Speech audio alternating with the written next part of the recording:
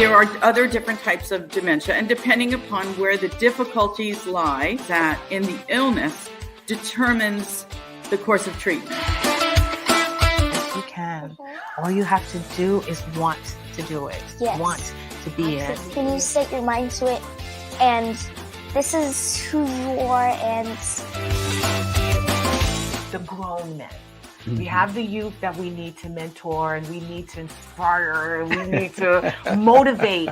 But I know, as a recent conversation between you and I, that you're also in the business of motivating grown men. Through that, I'm supposed to see God in it at every turn. So me going to the Sea of Galilee was to remind me of that, to refresh myself of that. It is all under control, that He does have it. It's just as clear as that fresh water that I saw.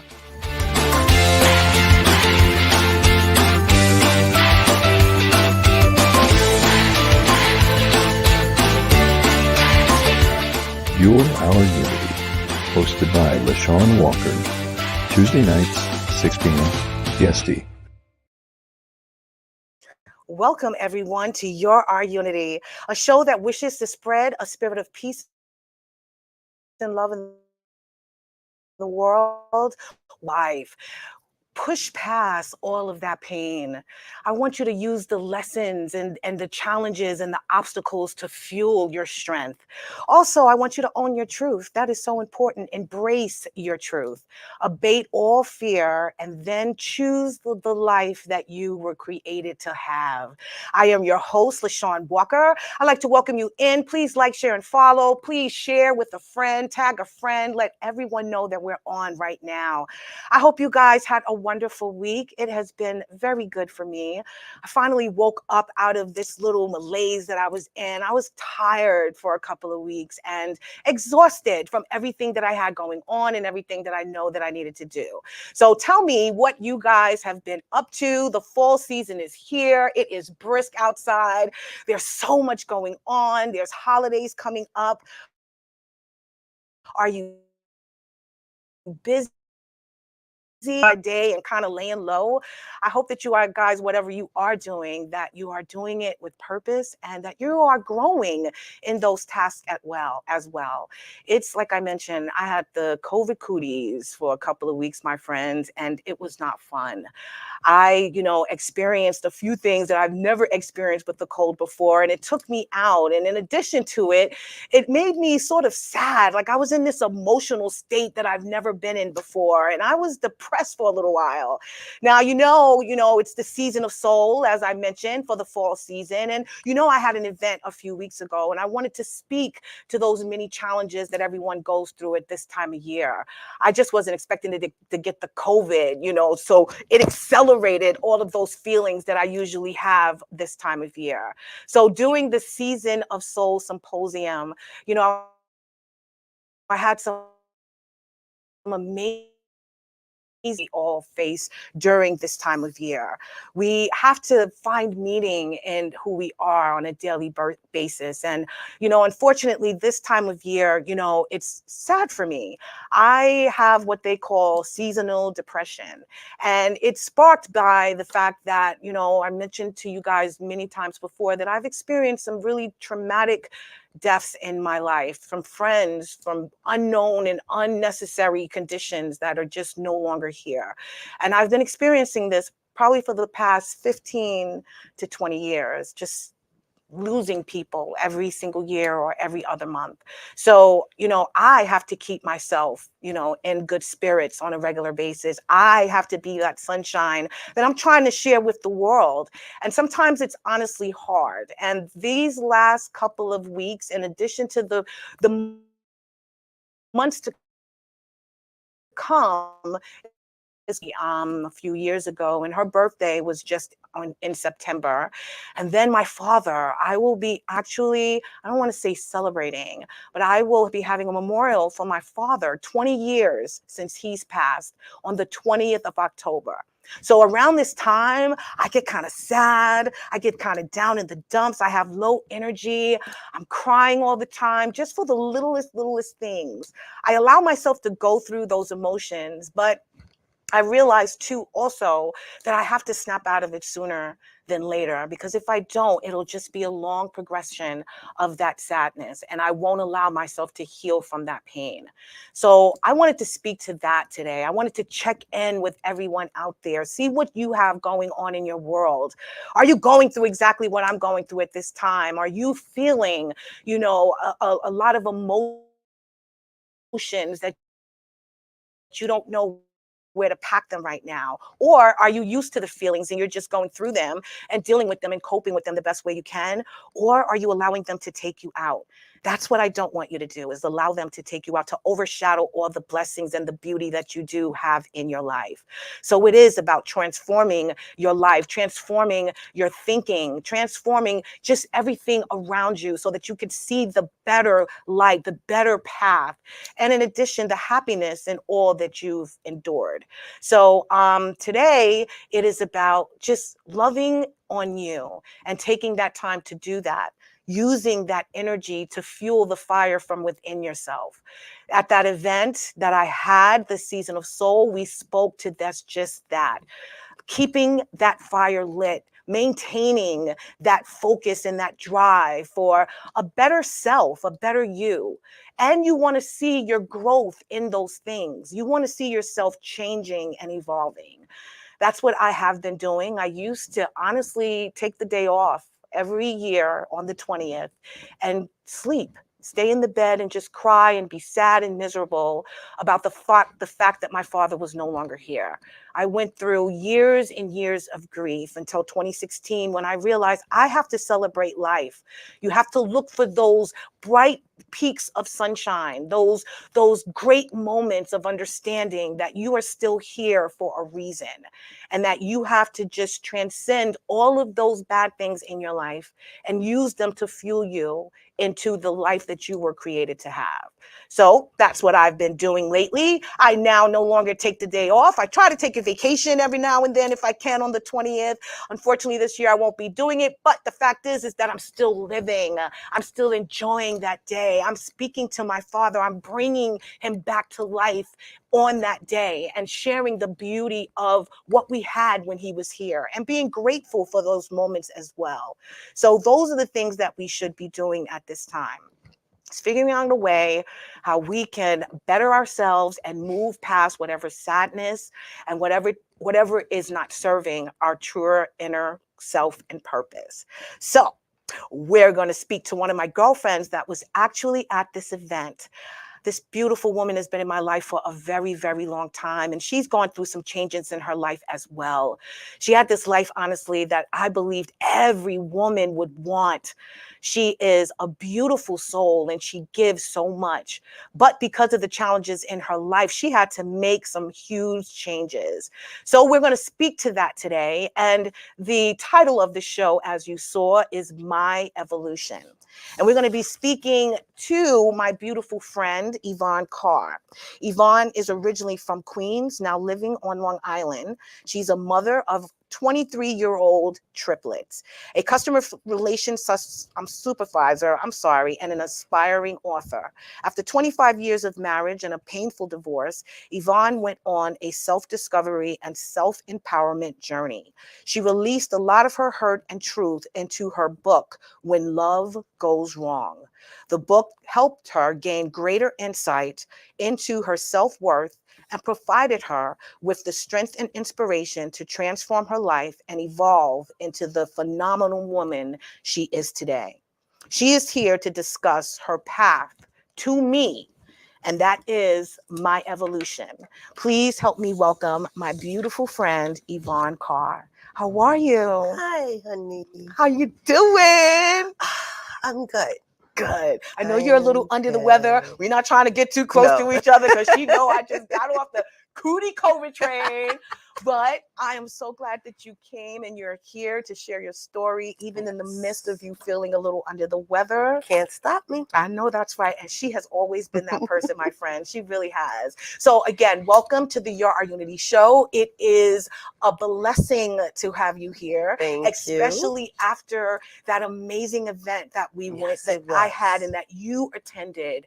And I know that it spoke to you. But before we get to all of that, I usually take my viewers on a journey. So you see this beautiful woman in front of you, and you heard that I mentioned she's been through some challenges and obstacles. You wouldn't know it from the strong woman that stands before you. But tell me a little about your childhood. Well, I am the baby of 11. Wow. Yes, my parents had 11 kids. I am the last, and I was making sure I was the last. Never doing that, okay? But yes, I was born in Brooklyn, raised in Queens. Very close-knit family until we got older, and then everybody did their own separate thing. But it was challenging being the baby of 11 kids. Wow, I could imagine. Yes, because it's hard because you can't get your opinion across because everybody else has their opinion. Right. And since you're the last one, your opinion really doesn't matter. Right. I totally But understand. as me growing up, I realized they more come to me now for opinions and my advice. And I'm the last one. I'm the baby. I should be going to them. Oh my God. Well, you know what? Maybe because you were not clouded by everyone else's judgment and opinions, you kind of had time as a child to form your own. Yes. You know what I mean? So I think that that's why now as an adult, they see the wisdom that you gained from being that last child and not being, you know, influenced by everyone else's thoughts and opinions, you know? Yes, that's definitely true because I remember telling myself that I did not want kids out of wedlock. Wow.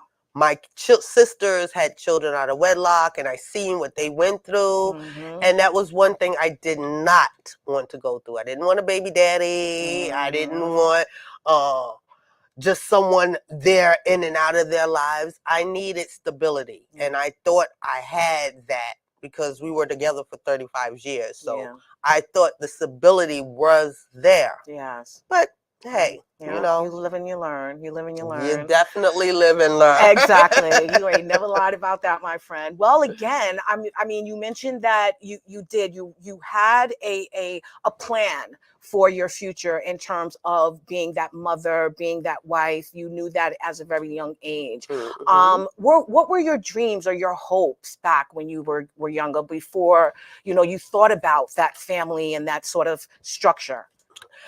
My one thing I always wanted to do, I thought I would actually be able to do it because since I didn't have kids at the time, right? I wanted to be, what do you call it? The flight attendant. Oh wow! I always wanted to travel, being a flight attendant. The friendly skies. Yes, I'm great with people, and I always wanted to do that.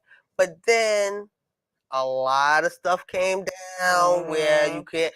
Flying was like, do I really want to do this all the time? Yeah, they're blowing up planes. They're doing this. They're doing that. Fearful, you know what I'm saying? Oh, You kind of change your life. Exactly. It looks beautiful So, when you're in the sky and you're transversing and traveling to all these different places. But when it becomes a job, and within that job there's certain casualties that's possible, you won't take it. Yeah, you won't do it. So I didn't think, as I got older, my life wasn't turning into that side that I wanted to.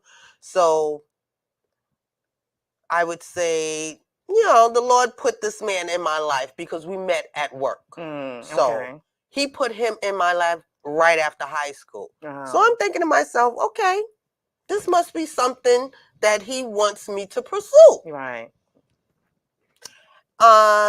Yeah, and that was right after high school. Right after high school. So you had found, because we're just literally moving quickly into your 35 years in a relationship. Right after you were a baby, honestly, but obviously this person gave you that comfort at that time. And what did you see in your now ex-husband back then that made you want to be with him and then even pursue that relationship for a future? Well, back then I seen that the younger him was a gentleman. He was always catering to me. Yeah. I didn't have to ask for anything or want for anything. Mm-hmm. Not that the money, I cared about the money, but at the same time, it was nice that, you don't have to want for anything, Right. just if you want it, it's here, go get it. Yeah. And being young at the time, most young girls, they go for that, the bling. Right. And the bling is not always what it is. Right. Yeah. Because behind that bling, it could be a lot of things. You could have a mass murderer. You can have a narcissist. Mm-hmm. There are so many Yep. behind that bling. And we Yes. just have to sort it out. Right. Right. Because when I met him, He was nothing like he was after 25 years. Yeah. Well, again, that is also, about what the message is, the changing, the growing, and evolving. You have to want to choose to do those things, Yes. So some people just kind of stay stuck and stagnant in their world and their belief that this is the best that their life is going to be also. So you fell in love with this man. Let me tell you something. You were the envy of all the women because you had this caring, considerate, loving man that really did care about just you at that time. This is before you had the triplets. Yes. It was literally about Yvonne and her man, and you were go nowhere without him. That's not the man. No. But you would That's go the nowhere. new one. That's the new man. Let's keep it together. You can take the picture down. But you was with this your ex-husband, and you just was experiencing every girl's dream. Yes. And I really do truly honestly feel that Until at the that dream time. turned into a You know what I nightmare. mean? And those things happen as well, but it takes time to get there because again, you were doing everything in your power to still also maintain the things that you had hoped to do when you were younger, which is to make sure that you keep your man happy, that you're not having these children out of wedlock, that you're not with a man that is not committed to just you, who loves just you and just wants to be with just you. Like, I feel like you checked off all the boxes before you sort of leaped off that edge with him. You know what I mean? So everything happens for a reason and everything is a blessing. You know what I mean? It really is. Does. So now we have our triplets, which is amazing. Oh my God. She has her beautiful children. Oh my God. Nadia, Nathaniel, and Nicholas. And Nathaniel happens to be special needs. Yes. So I need you to tell me, like, first of all, how did you feel when you were pregnant? Because I know you tried for a very long time. You wanted to sort of fill that family and that home that you created with your husband. Right. It was a hard road. Right. A hard road. Because like most couples, they try, nothing happens. So, and I only wanted to be pregnant one time. I only wanted to experience that one time. I could not see. Knock them out all at one time. Stretching my body out. I couldn't see it. Right. I couldn't see it. So we had a miscarriage. We had an ectopic pregnancy. And that was like the hardest thing that I had to go through because it almost took my life. Wow. I was in the hospital. I went just a checkup, and they told me that I couldn't go home. Wow. They was like, "I'm sorry, Miss Carr, we can't let you go. Your baby is in your tube, and if you leave here, it can explode, and you could die right on the spot." I've never in my life anyone tell me that I could die right there on the spot. That right there, just like, what? Wow. What are you So wait, talking you about? just weren't feeling well and you went to the doctor? Like, no, that was a routine checkup. It was a routine checkup. So you had no idea. No idea. No I had symptoms? some pain every now and then, but this is being my first pregnancy. Wasn't quite sure. Maybe thought it was growing pains. Yeah. But after that, and they told me that I couldn't leave the hospital. Wow. I could die at any moment. That was the worst scare of my life. But then after that, I survived that. It made me stronger. Yes. I then said to myself, I cannot do this. I'm not going to risk my life doing that again. Right. So what I'm going to do is do in vitro. As we all know, in vitro is a lot of money. Yes. So we went through it 1 year, one take, one and done. And you was pregnant. And I was pregnant. And you immediately knew that you were having 3 triplets? Wow. I knew that I was pregnant because of the way my body had changed. Right. And then when I went back, like 3 months after the in vitro, Mhm. that's when she told me. But I told her, I'm not going home to tell him that. No.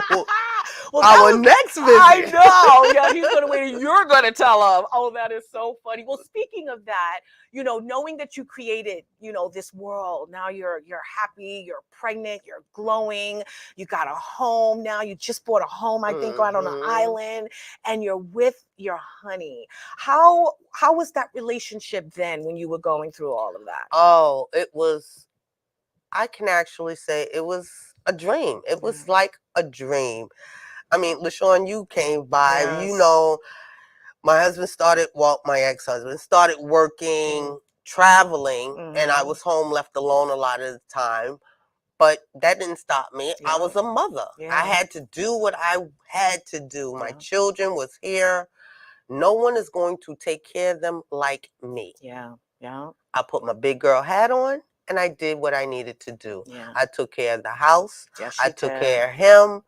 I mean, he stayed away 2 weeks at a time, a week at a time. He was like a part-time dad because by the time he came home, the kids, they didn't want for anything. They knew what they needed to do. Yeah. I had them in a structure where they did not have to ask or want for anything. They knew what they had to do. Yeah. Until this day, they're still like that. Exactly. No, you did. You definitely created that structure in their lives. I say with military precision, my friends, because you tackled everything with purpose. You know what I mean? And you never asked or even waited for someone to complete or help you with anything. If you knew it had to get done, you made sure you did it, even down to stuff that I feel like a man should do. And I know I probably shouldn't be saying that, but so serious, like stuff that I would be like, so what you doing today? Well, you know, I asked Richie, so I asked my husband to do this, that, and the third.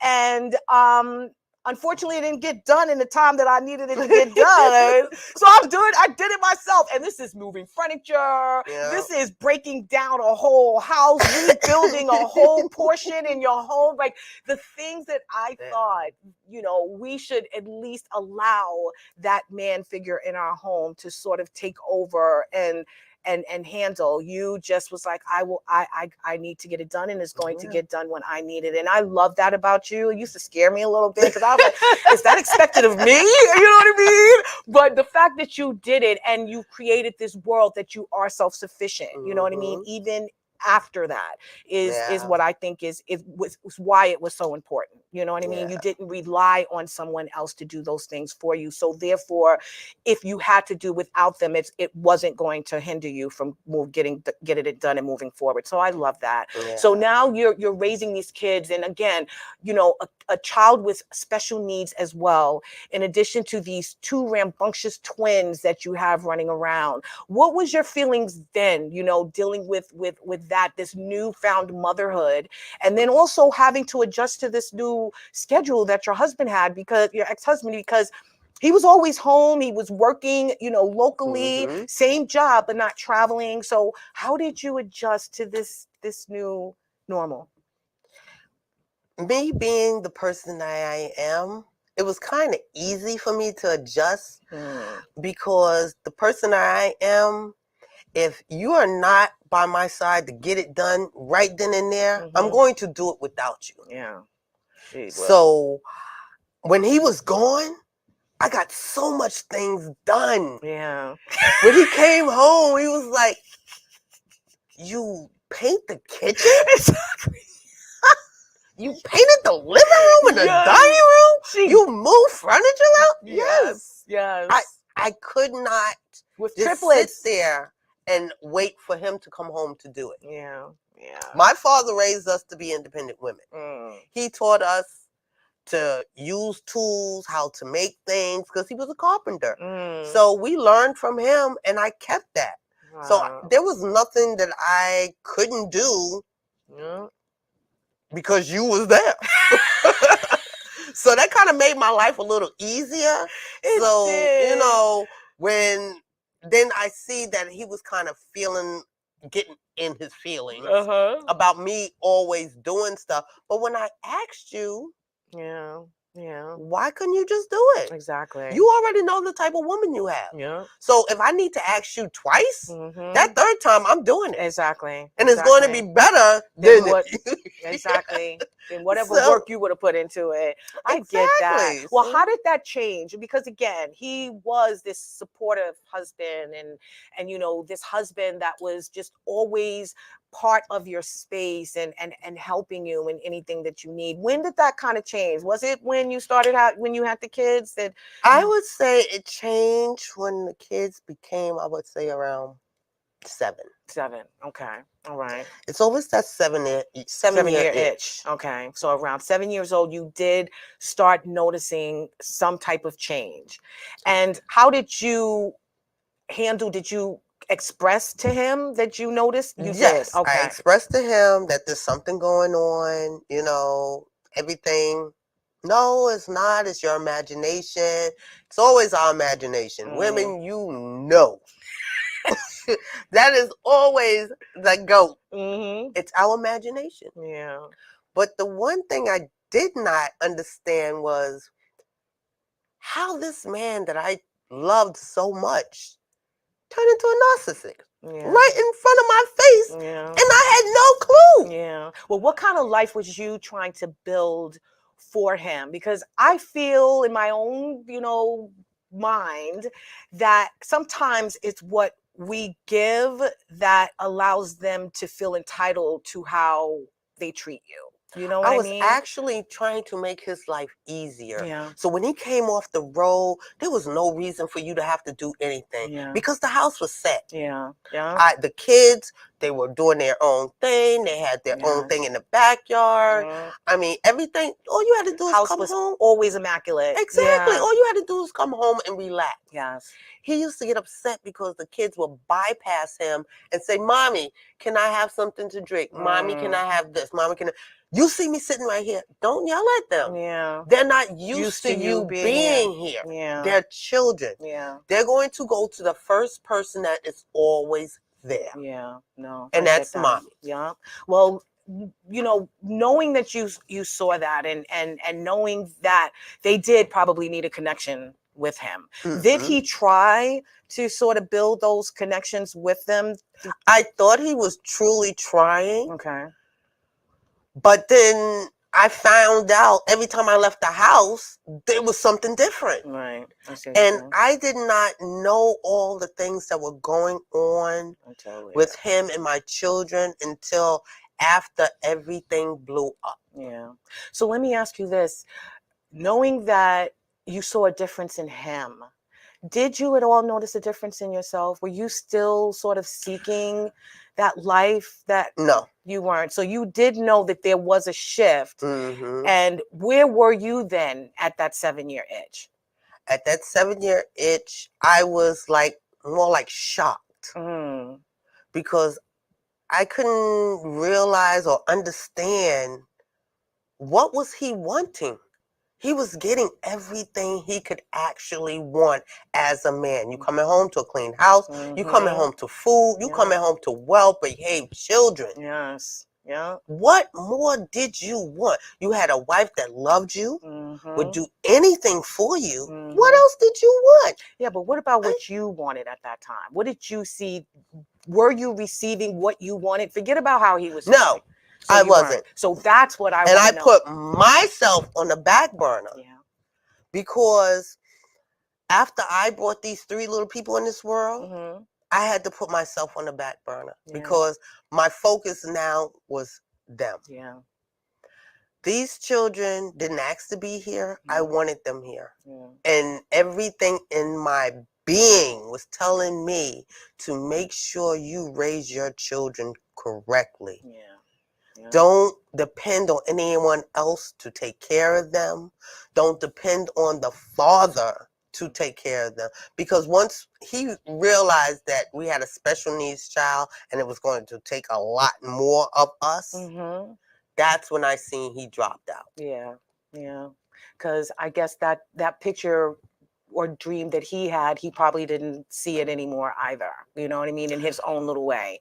But the thing about it, it wasn't stopping It's us. exactly. And that's what's important to see here, is that it still didn't stop you. I'm telling you, you had that house ran so well, far better than people with one child in their home. So that is why I ask you that. Like, were you even happy at that time? Because in the midst of you creating this world for everyone else to be happy and everyone else to be satisfied, I wasn't. were you feeling that at the same time? I wasn't happy. There was plenty of times I went in the closet and just cried. Yeah. I mean, I boo-hoo cried. Yeah. Because there was something inside of me that was not satisfied. Yeah. But at this time, I'm married. Yeah. So with looking at my parents till death do them part, Mm-hmm. you know, and my main thing was, we will stay married as long as you do not step outside this marriage. Right. I would stay married to you. You would do that even if you were unfulfilled? If he did not step outside that marriage, I probably would still been married. But then I thought about it, because when I said, what woman is going to stay in a marriage and she's not happy? I'm not doing it for the kids, because my kids are happy. Exactly. Yeah. Yeah. Now, I need to be happy. That's right. That's right. So I sat and I thought about it, and I thought about it, and I said to myself, is this what you really want? And when they say love is blind, they're truly, it is so correct. Yeah. It is so true. Yes. That love is blind. I love this man so much that I could not see the stuff that he was doing because I was blinded by the love. And trying to keep this idea of what your life was supposed to be together, and you was doing that so well. When I tell you guys that you literally were, from the outside, that couple to be, you know, I think they have Barack Obama and Michelle. Yes, it was that couple, that everybody, because we saw the connection, we saw the love, we saw the commitment, we saw just the family that was just so well taken care of, and largely because of a lot of what you were doing to facilitate that. So unfortunately, as you heard, he stepped outside of the marriage, and I'm mad that I mentioned the man's name, but he stepped outside of the marriage, and she had to realize some hard truths. Yes. So when you, not going deep into the story about the how, when, what, where, and all of that, but when you finally did become aware of it, let's be honest, and what was your initial reaction and feeling? Actually, I was so blinded in love that I couldn't believe it. Yeah. So he was away one week, and he had started a very bad rumor about me. And I couldn't believe it, because this is the man that's supposed to have loved me and my husband. And you would never expect your husband to go and start a rumor about his wife. Yeah. So when I caught the rumor, at that point in time, I sat down to myself and I said, I'm done. I can't do this no more. Because I'm not only hurting myself now, I'm hurting my kids. Yeah. Because seeing the things that he used to do with them, to them, it was hurting me and it was hurting them. So I had to let it go. So I said, you know what? Okay. And God was telling me, he was telling me that I wouldn't listen. He kept showing me different signs of him not being true. Look for this, look for that, look at this, look at that. But I was not ready. Yeah. And then after I wrote him a 3-page letter explaining to him that I wanted divorce. Wow. I could not do this anymore. Was this I'm before or done. after he confessed? This was before. This was even This was the before. only reason why he confessed. Oh, okay. Is because I had Alright. already said I'm done. So you had already figured out that it was your time. Yep. Because of what you were feeling and experiencing And at seeing that what time. my kids were feeling and what they spoke to me about. Yeah. All the things that I didn't know about what he was doing and saying to him. I couldn't put them through that. You finally realized that you had to make yourself Yes. happy. I said, and I love that. And that I'm was done. even before actually what you said, because you said you made a pact that the only reason I'm ever going to leave this marriage is if and you had no knowledge of and it I at even that told time. him that on our wedding day. Wow. I said the only thing that could break us if you step out. Yeah. But you, before that even was realized, And determined. I still couldn't figure it out. Yeah, but you determined even before that was actually brought to light that it was your happiness that was also more important as well. And it takes time for us to realize that, you know, as you said, love is blind. And we will go through a lot of things and a lot of hurt and a lot of pain before we actually realize what we really truly deserve and what our actual worth is, even in the midst of this relationship that we hold so dear and so true. Because the changes, it's about growth. You're supposed to grow together. You're supposed to change together. You're now this mother. Now you become this father. We're now parents. Let's become these great parents together. You shouldn't have to rely on the other mate to fill more of that space and that void, love and void within you that you won't allow and give to them. And that's what I feel was sort of transitioning in your life, because you were still trying to fill those holes and those plugs, even when you were not happy and you knew that this wasn't the life that was fulfilling and joyful for you. So now he's copping a plea. He wants you back, and you know, and obviously he's projecting. That's where the rumors came from. That was once he bare his soul. Yeah, like I will take, because he's done bared his soul a couple of times. Right. So he figured, you know, okay, so she forgive me for all other stupid stuff that I did. She's gonna forgive me for this. Yeah, I need you to love but me. I'm not built like that. Yeah, I've never been built like that. If you make a commitment to me and you break that commitment, it is so hard for me to trust you. Yeah, I get it. So I can't see that helped the situation, whereas he thought that maybe it would. If anything, girl, you already know me. I know. So you already know. If even it just fueled the fire even more, and you knew you had fueling the fire. I know. Oh my gosh. There was no. I was so in shock. Yeah. All of the stuff that he told me, and I'm saying to myself, how did you not see this? Yeah, because you were in love. I was. And you were trying to just maintain that family structure, that dream that you said that you had when you were younger. I'm not going to have any kids out of wedlock. I'm not going to be in an unstable, insecure relationship. And you wanted to make sure that you gave him no reason to want to step out and do these things that he ended up doing anyway, by creating this home that was so safe and so organized and so well put together. So that's why I asked you, like, at that moment, because a lot of women are in denial. I need to know, you know, what were the stages of what you went through? Because I know that he obviously was not wanting to believe that you were standing strong in your stance. Oh yeah, because that was his main thing. I'm out there cheating. Yeah, he cannot believe that I am home taking care of 3 children. But running the street. That was guilt. Exactly. It was his guilt and him trying to create his own narrative to justify why he did what he did. And I think that's a lot of stories out there with women in relationships and dealing with specifically narcissistic type of men. It is going, they flip the script and they gaslight you, and they do all of these things to make you believe that you're the problem and the reason for their deception. What they did. Exactly.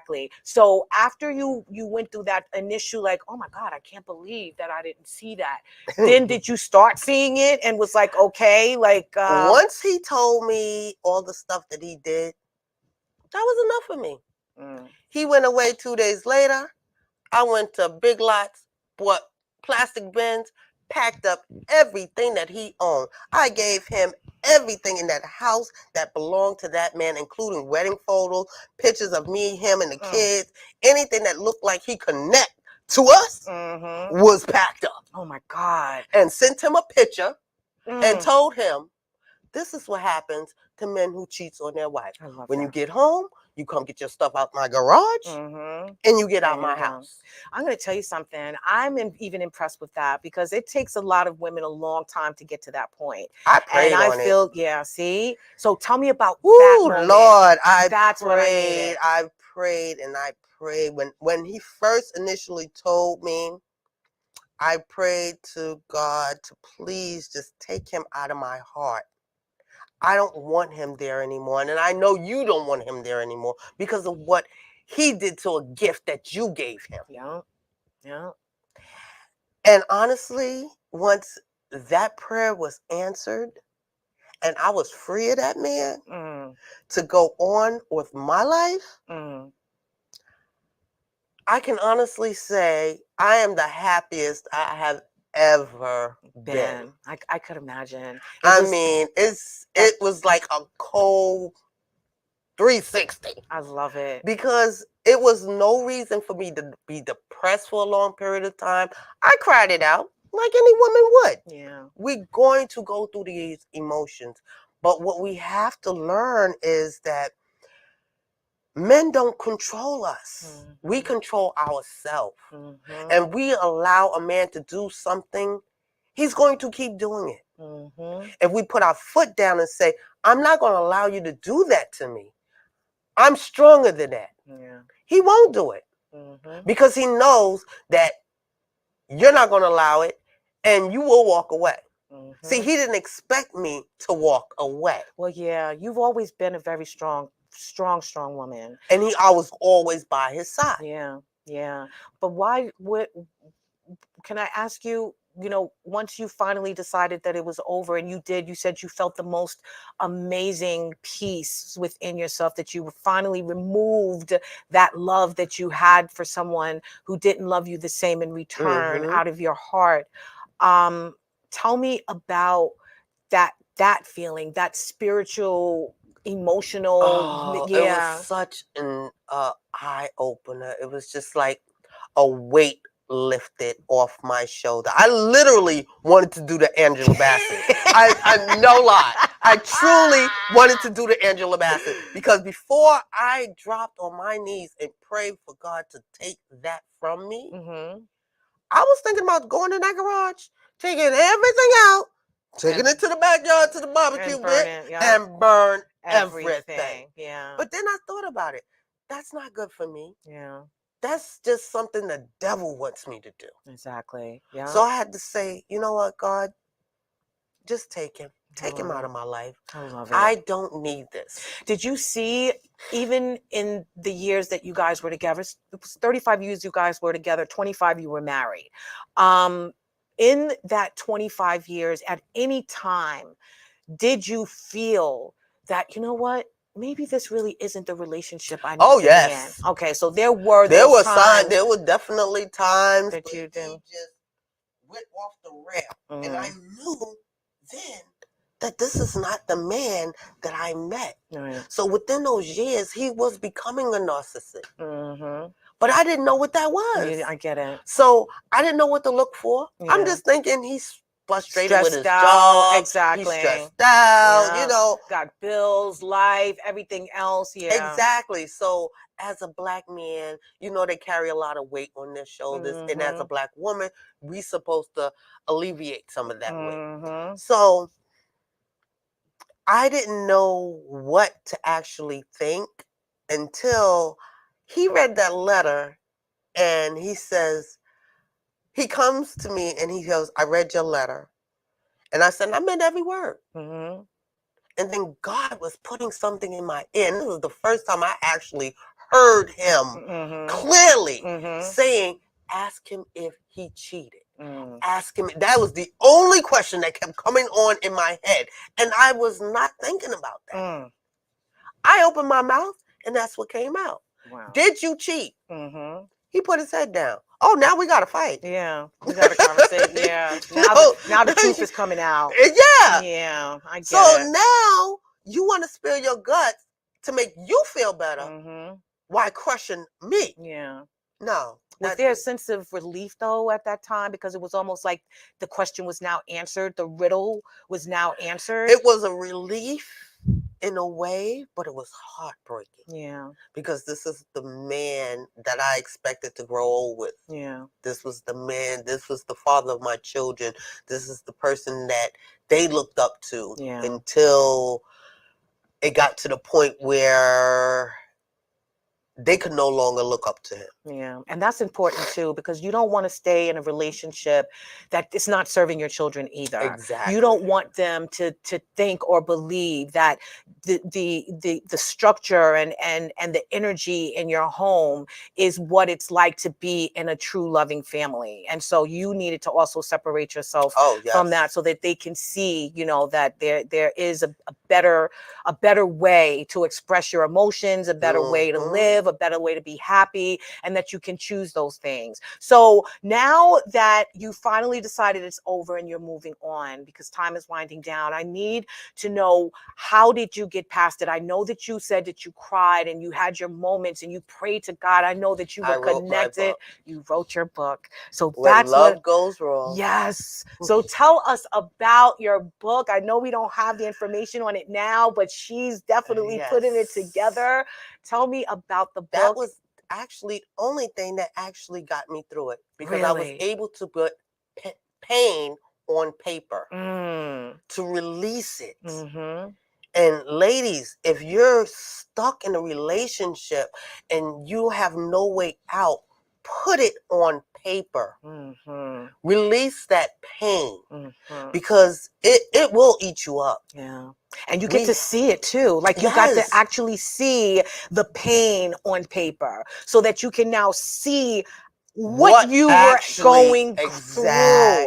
Not just feeling it, because when we feel it, we compartmentalize the pain, you know what I mean? So it's like, oh, it doesn't feel so bad today, you know, it'll be okay tomorrow. It'll pass. Exactly. But once you see it and you're reading it and you're saying to yourself, this is my life, this is what I'm going through at this moment, this is what's happening to me, and you have the choice to change it, I think is so monumental and is so important. So you poured yourself into this book. Tell us what you saw in that book that brought you through it and to where you are right now. Okay, the beginning, from our beginning, from where we met, when we worked together, to the time we spent together, to all the crazy things that we did together as a couple, to leading up to us having children, buying our first home, and then everything blowing up. Did you speak in that book about the things that you've missed during that time? Did you sort of, you know, rehash some of the moments? Yes. Okay. I rehashed a lot of the moments. I mean, a lot of it went into details of our life, on how in love we were and everything that we did together. And also everything after the children were born, and all the way up to his infidelity. Right. And then beyond. Right. And also to where I met, well, not met, but reconnected with your new to love. my baby now, because I've known him since I was 14. That's amazing. That is amazing. And so the book just speaks to the story. Right. It speaks to the story of what actually happened. That I actually went through, that I had to actually put it on paper in order to release it and to get past it. Yeah, no, I believe that, because now I can listen to songs that we used to love together without feeling a thing. Don't even face it. You had to find that inner peace from within by, as I mentioned earlier, in transforming your life. You had to push past that pain. You know what I mean?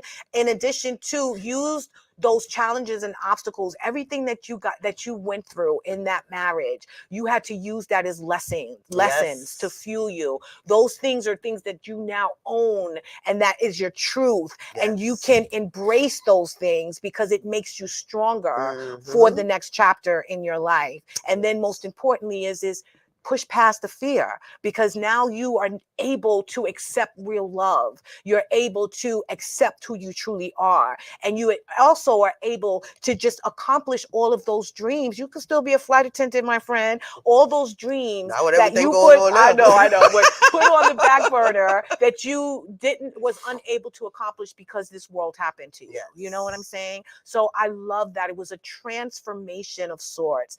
And it's your story. It's your my evolution, me growing into this person, because you could have also been that woman that stayed in that marriage, that dealt with the infidelities, thought he was never going to do it again, believe that he was sorry, thinking that it was going to get better, and the cycle just continues. And you would always be that woman trusting in a fantasy. You know what I'm saying? So you had to snap out of that by finding that strength within you.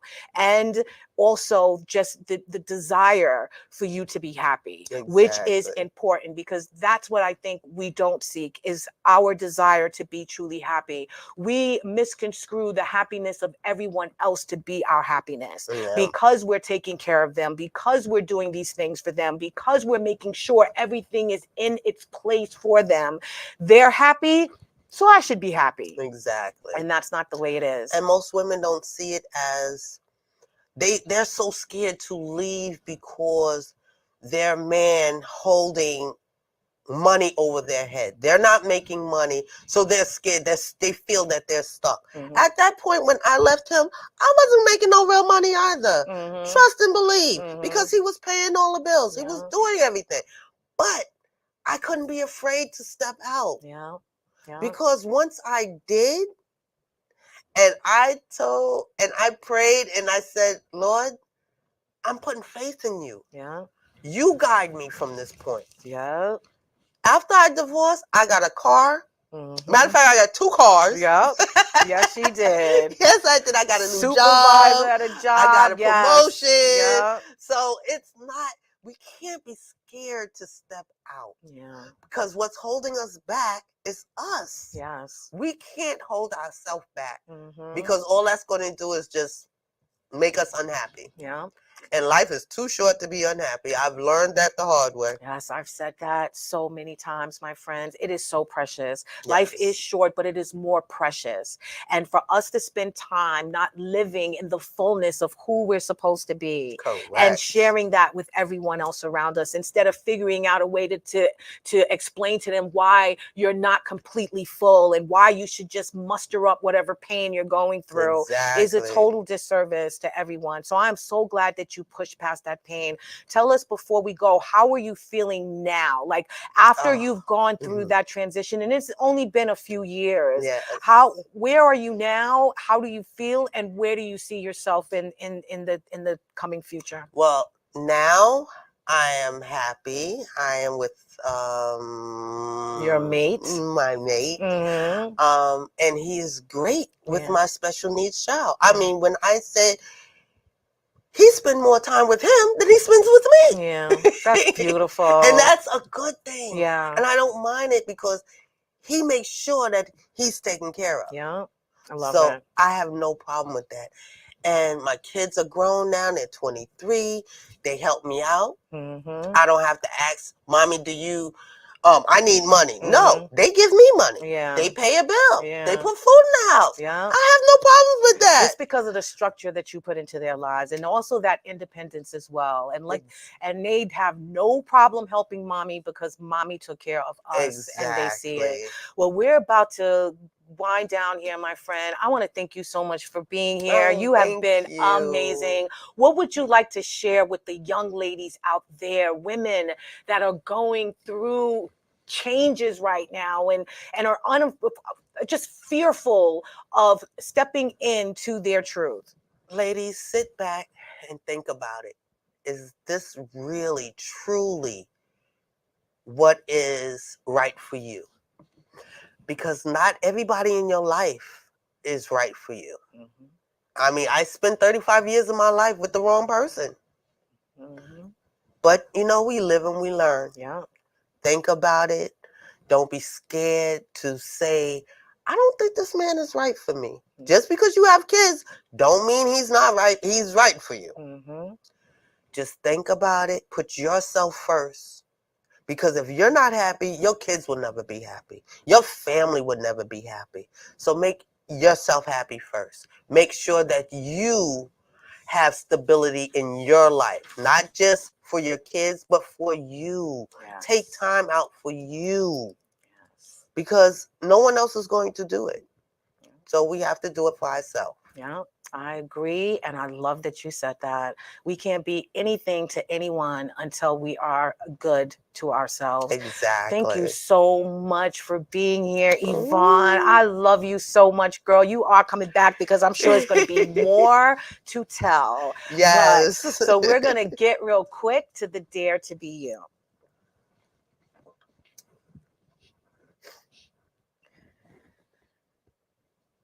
And the Dare to Be You is transformation is a process. And as life happens, there are tons of ups and downs. It is a journey of discovery.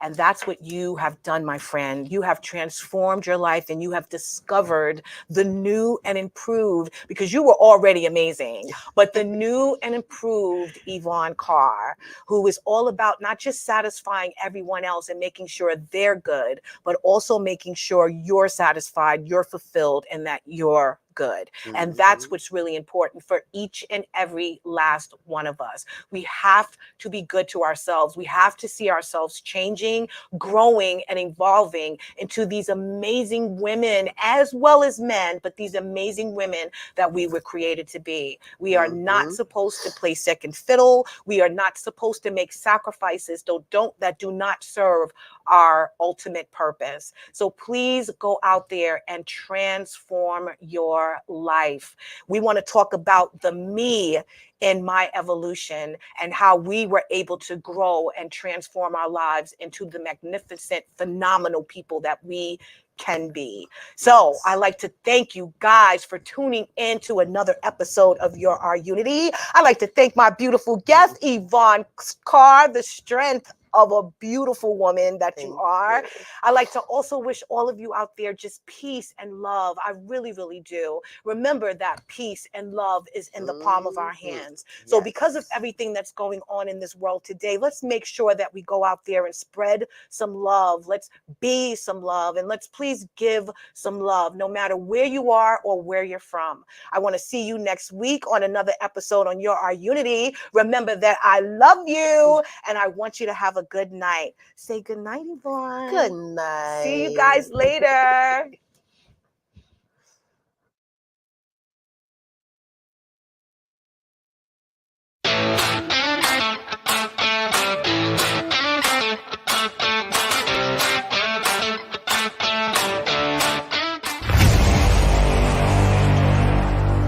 Strong Island Entertainment.